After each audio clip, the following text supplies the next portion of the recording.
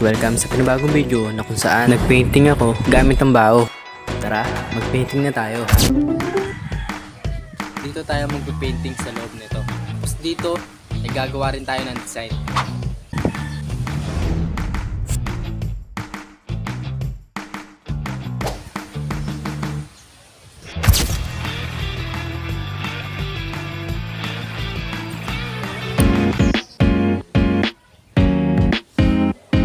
Guys, ito na yung natapos natin.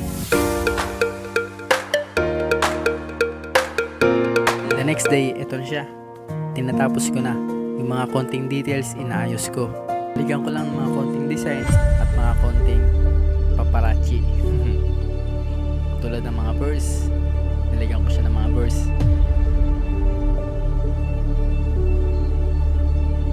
Katulad nito, Psalms 37 verse